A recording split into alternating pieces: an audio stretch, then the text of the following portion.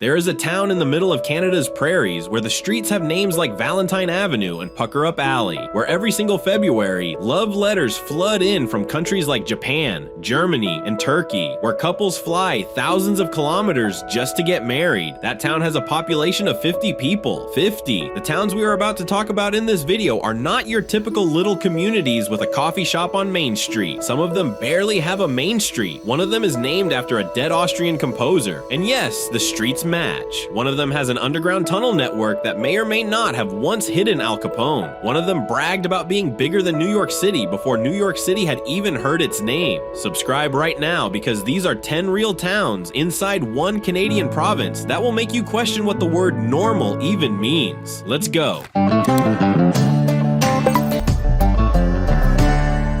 Let's start with something that sounds like a joke. There is a village in northeastern Saskatchewan called Love. Not Loveland, not Lovelace, just Love. And before you ask, yes, that is the full name, L-O-V-E. Population, 50 people. But don't let that small number fool you. This village punches way above its weight. Here's what makes Love so strange. Every single year, thousands of pieces of mail arrive from across the world. From Germany, Japan, Turkey, Australia, the United States, all addressed to this tiny village. Not because people live there, not because there's anything famous there, but because people want their wedding invitations and Valentine's Day cards stamped with the love postmark before they're sent out to their final destinations. The postmark itself is iconic. It features a teddy bear holding a heart. It was created in 1984 by a local postmaster named Pauline McKinnon, who had to spend 5 years convincing Canada Post to approve it. It became Canada Post's very first pictorial mail cancellation stamp. Once approved, the letters started flooding in from around the globe, and they have never really stopped. But the strangeness doesn't end there. The streets inside Love are named things like Valentine Avenue, Heart's Delight Street, Lover's Lane, Pucker Up Alley, Teddy Bear Street, and Honey Drive. People have actually traveled thousands of kilometers to get married in this village. The town's name itself has two possible origin stories. The more romantic version says a young woman and a worker at a nearby mill fell so visibly in love that a passing railroad employee called the place Love Siding. The more likely version, the first train conductor to pass through was simply a man named Tom Love. Either way, the village officially became Love in 1945. And Oprah Winfrey once held up a postcard from this village on live television in 1993, which is not a sentence many 50-person towns can claim. Now we're moving from a village that is all about love to a town that dares to pick a fight with New York City.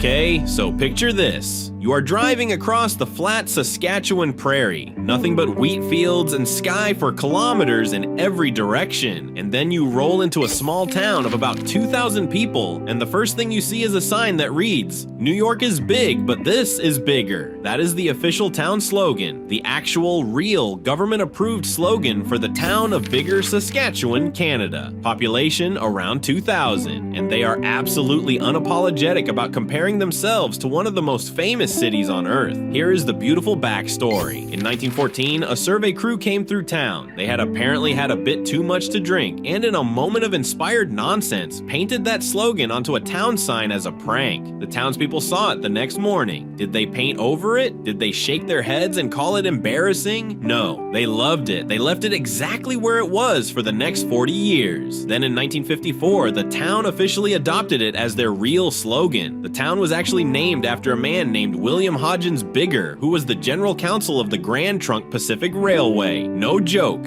The railway just named the town after their own lawyer, so the sign technically isn't about being bigger than New York at all. It's just wordplay on a man's surname, but try telling a Biggar resident that, and it gets better. In 2010, during the Winter Olympics, Biggar was featured on NBC's Today Show as part of a segment on interesting Canadian towns. They got national American television coverage with that sign, a town of 2,000 people. Biggar is also the hometown of Sandra Schmirler, a curling champion who won gold at the 1998 Winter Olympics. The town has a world record white-tailed deer harvested nearby in 1993, and it sits at the junction of 3 highways. Not bad for a town New York has probably never heard of. From a town with a legendary slogan, we are moving to a town with a legendary underground secret hiding below its streets. Let us talk about a city where the streets look ordinary on the surface, but, according to decades of legend, hides something much stranger underneath. Welcome to Moose Jaw, Saskatchewan's fourth largest city, home to about 33,000 people, and widely known as the city that may have once sheltered Al Capone. Here is what we know. Beneath the streets of downtown Moose Jaw, there is a real network of tunnels. They were originally built in the late 1800s and early 1900s for practical purposes. Steam heating connections between downtown buildings, covered walkways to help people navigate the bitter prairie winters. That much is documented fact. What is less certain, but far more interesting, is everything else that allegedly happened in those tunnels. The legends say that during the era of intense anti-Chinese discrimination in early 20th century Canada, Chinese immigrants who faced brutal conditions and discriminatory laws took refuge underground. Bootleggers and rum runners are said to have used the tunnels during Prohibition in the 1920s to smuggle illegal liquor, even building functioning speakeasies underneath the streets. And then there is the most famous story of all, that Al Capone himself, Chicago's most notorious gangster, used Moose Jaw as a hideout when things got too hot back in the United States. A local barber claimed he cut Capone's hair. A local dentist said he pulled the man's wisdom teeth. Capone's own grandniece reportedly confirmed that he had visited Moose Jaw before his 1931 conviction. The Royal Canadian Mounted Police, however, state that no hard evidence exists that Capone ever set foot on Canadian soil. Today, the tunnels are a major tourist attraction called the Tunnels of Moose Jaw, offering 3 immersive theatrical tours. One about the Chinese immigrant experience, one about Prohibition-era bootlegging, and one set during the Cold War. Historians are careful to note that some of the tunnel lore is dramatized for entertainment, but that's exactly the point. This is a city that took its ambiguous, half-documented past, leaned into it completely, and built an entire underground tourism industry around it. Only in Saskatchewan, we are moving from underground gangster legends to a town that turned its own body part name into a tourism opportunity on the water. You are driving across the prairies. You see a sign. The sign says Elbow, just Elbow. This is a real village of about 341 people in central Saskatchewan. And yes, it is genuinely named after a body part, but the name actually makes perfect sense once you hear it. The village sits at the bend, the elbow, of the South Saskatchewan River, where the water curves dramatically before widening into the enormous Lake Diefenbaker. The very first recorded use of the name dates back to a fur trader named John MacDonald of Garth, who in his journal described this bend in the river as a most beautiful place. That was well over 200 years ago. The village itself was incorporated in 1909. Now here is what makes Elbow genuinely strange. The population in winter is 341 people, but come summer, that number explodes. Lake Diefenbaker is the largest body of water in southern Saskatchewan, over 500 kilometers of open water, and the village of Elbow sits right at its eastern tip. During summer months, the population swells to well over 1,500 as cabin owners, tourists, and water enthusiasts pour in. The lake itself holds world records. Both the world record rainbow trout and the world record burbot were caught in these waters. It is home to 26 species of fish. It has sand dunes along its shores. A world-class 18-hole golf course sits right on the waterfront, so you have this tiny village called Elbow sitting quietly all winter, then suddenly transforming into a booming lakeside resort town every summer, all with a sign that just says Elbow welcoming you in. It is a genuinely great place to visit, but you will spend your entire time there wondering why anyone thought naming a town after a joint was a good idea. Speaking of strange names, our next stop is a place with a name so cheeky it ended up in a Warren Zevon song and has exactly 10 residents. Population 10. That is not a typo. The official 2021 census count for the hamlet of Big Beaver, Saskatchewan, is 10 people, 10 human beings living in what is, by any reasonable measure, one of the most ironically named communities on Earth. Big Beaver sits in the southern tip of Saskatchewan, near the Big Muddy Badlands, right at the end of Highway 34, where a now-closed U.S. border crossing once operated. The port was shut to northbound traffic in 2011 and to southbound traffic in 2013. so the town literally lost its connection to the United States. It now mostly survives on summer tourists who come through on their way to or from the Badlands, and let's be honest, people who stop because they cannot resist taking a photo with the town sign, and that sign business is no small thing. Big Beaver apparel exists, t-shirts, hoodies, which locals in Saskatchewan call bunny hugs, by the way, all branded with the hamlet's name. Ost's General Store, which has been running in some form since 1928 and is considered one of Canada's last true general stores, still sells Big Beaver merchandise to passers-by. Here is a piece of pop culture trivia most people do not know. Big Beaver is actually referenced in a Warren Zevon song. His 2002 track, Hit Somebody, the hockey song, mentions the hamlet by name. A town of 10 people, name-checked in a rock song. Not bad. And there is a rodeo. Every August, the Saskatchewan High School Rodeo Association holds an event in Big Beaver. 10 residents, a summer rodeo, a legendary general store, and a name that makes everyone who hears it do a double take. Big Beaver is not getting bigger anytime soon, but it is absolutely unforgettable. From a hamlet of 10 people with a legendary name, we are moving to a town that actually named its streets after one of the greatest musical geniuses who ever lived. Picture a tiny hamlet of 28 people on the Saskatchewan prairies. Wheat fields in every direction, absolute flatness as far as the eye can see.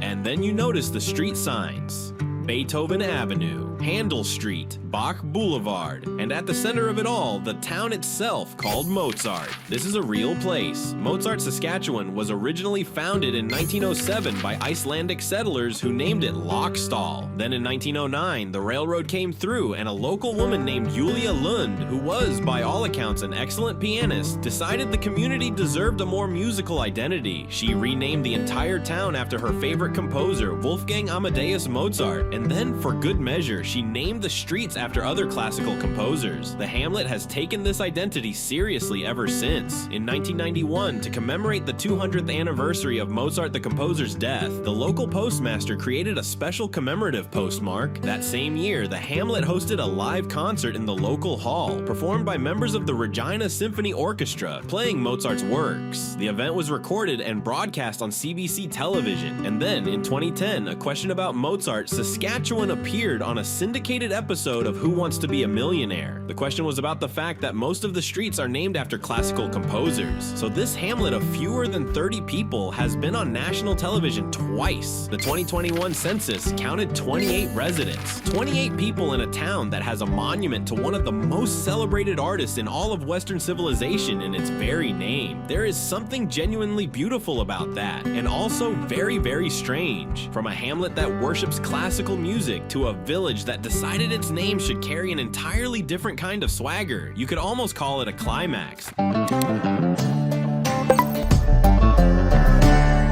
There is a village in southwestern Saskatchewan, population 137, located just 23 kilometers north of the Canada-US border. It is called Climax, and before you say anything, yes, the residents are fully aware of what it sounds like. In fact, they have embraced it completely. The village's official tagline, the one on the tourism materials, the one they actually chose to represent themselves to the world, is the Sunset Capital of Saskatchewan. And the back of the welcome sign, if you are driving out of town, reads, "Come again." That is not an accident. That is a choice. A very deliberate choice. Climax was founded and named by an early homesteader named Christ Fugelstad, who was homesick for his hometown in Minnesota, which was also called Climax. He simply named his new community after the place he had left behind. So there is a genuinely innocent explanation, but the result is a village whose name raises eyebrows across Canada and whose exit sign is considered cheeky enough to have become a Trivial Pursuit question. Yes, Climax, Saskatchewan is in the board game Trivial Pursuit. The question asks, what is on the back of the town's welcome sign? The answer, of course, is come again. The village is small. The 2021 census recorded 137 people. It has been slowly declining in population for years, but it has a community aquatic center open in summer, a skating rink in winter, and a beautiful location near Grasslands National Park and the Old Man on His Back Prairie Heritage and Conservation Area. Honestly, it would probably be completely forgotten if not for that sign. Instead, it is internationally known. Marketing is everything. We are leaving the cheeky South for a town that did something even bolder. It named itself after a country, backwards.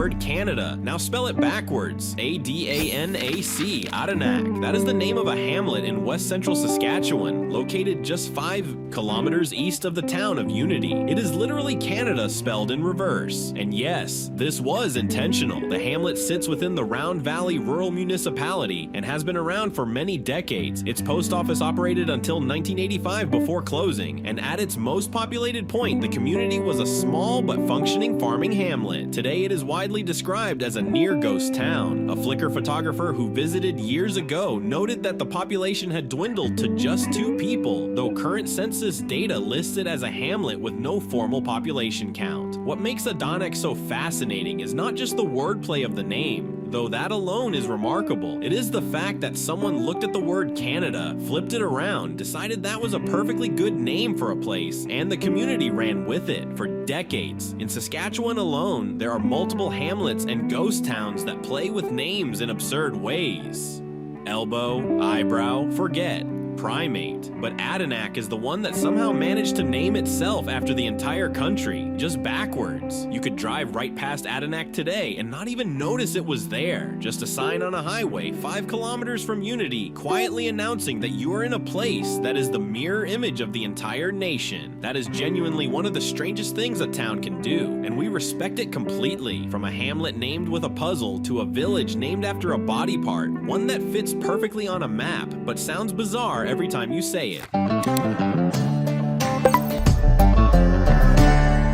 So you already know about Elbow, but Saskatchewan decided one body part was not enough. About 84 kilometers northwest of Moose Jaw, there is a village called Eyebrow, population 130, incorporated as a village on January 8, 1909. Real place, real residents, real sign. The name comes from the Eyebrow Hills, a line of low hills just north of the village that, when viewed from the right angle across the flat prairie landscape, curve in a shape that vaguely resembles a raised eyebrow arching over the horizon. The first post office in the area was established in 1904 and was actually called Eyebrow Hill. The name stuck, was shortened to just Eyebrow, and the village has carried that name for over 100 years. Now, here's the thing about Saskatchewan that you have to understand. This province, which is flatter than most places on Earth, which can feel like an infinite horizon in every direction, apparently had early settlers who were extremely descriptive about the landscape. Because in Saskatchewan alone, you have Elbow, Eyebrow, Knee Lake, and a place called Belly Button. The province named communities after basically every part of the human form you can point to. Eyebrow has a population of 130, which actually grew slightly between the 2016 and 2021 censuses, an achievement in rural Saskatchewan where many small towns are slowly emptying. It sits at the intersection of 2 highways and has the quiet, determined character of a prairie village that has simply been called Eyebrow for so long that nobody thinks it is strange anymore, except it absolutely is. And now, our #1 entry, the town that is not just weird in name, but weird in its very identity, the place that refused to be forgotten by turning its whole character into a brand.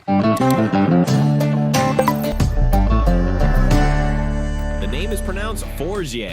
It is a French name. It is named after Amédée Forget, the first lieutenant governor of Saskatchewan. And yet, every single person who drives past the sign on the highway sees it and thinks the same thing. They named this place Forget. Forget is a small village in southeastern Saskatchewan, part of the 32 Ghost Town Corridor that runs along Highway 13, also known as the Ghost Town Trail. That trail alone tells you something about this part of the province. There are literally 32 ghost towns strung like beads along a single highway, each one a community that once had residents, schools, grain elevators, and hope, and then slowly lost them all to time, drought, depopulation, and the collapse of the branch line railways. Forget sits right in the middle of this eerie stretch. The village was named in honor of a man born in Quebec in 1847 who rose to become one of the most important political figures in Saskatchewan's earliest days as a province. The fact that his last name in English literally means to cease to remember is one of those perfect Saskatchewan ironies that the province seems to produce effortlessly, and the Ghost Town Trail itself deserves its own entry. Highway 13 runs for about 675 miles through southern Saskatchewan. Along that route, there are 32 communities that have either fully collapsed or exist now only as shells of their former selves. Crumbling grain elevators, abandoned houses with furniture still inside, collapsed lost churches, empty schools. Some had populations that peaked at over 1,000 people. Some never had more than 60. The reasons are always the same. The rail lines closed, the highways bypassed them, the farms consolidated, the young people left. Saskatchewan lost hundreds of communities this way throughout the 20th century. The Ghost Town Trail exists so that Canadians can still find them, drive through them, and remember. Forget, though, has not entirely vanished. The village still technically exists, though it sits directly on the path of decay, and its name carries a kind of defiant poetry. A town called Forget on a Trail, built so that people will remember. That is Saskatchewan in one sentence. Forget refuses to be forgotten, and these 10 towns remind us that a place does not need to be famous, or large, or glamorous to be utterly, completely irreplaceable. 10 towns, 1 province. And honestly, we barely scratched the surface. Saskatchewan also has a town called Primate, a hamlet called Fertile, a village called Eyebrow that sits next door to a lake called Eye Lake. There is a place called Reward, and another called Sanctuary. And somewhere out there is still a sign marking a spot called Belly Button. This province, flat and wide and often misunderstood, is absolutely packed with communities that defy description. Towns named as pranks that became official. Villages of 50 people that received love letters from Japan. Hamlets that hosted members of the Regina Symphony Orchestra to celebrate a dead Austrian composer. Cities with underground legends that may or may not involve the most wanted gangster in American history. Saskatchewan is not the kind of place most people put on their travel bucket list, but maybe they should. Because what we found is that weird is not a flaw. Weird is a survival strategy. These towns took whatever they had, a funny name, a ridiculous sign, a romantic postmark, a controversial tunnel system, and they built an identity out of it. They held on, they stayed on the map, literally and figuratively, by refusing to be ordinary. And that, honestly, is the most Saskatchewan thing of all. If you enjoyed this video, subscribe for more deep dives into the places that maps barely mention. Like this video of Saskatchewan just moved up your bucket list. And drop in the comments, which of these towns would you most want to visit? See you in the next one.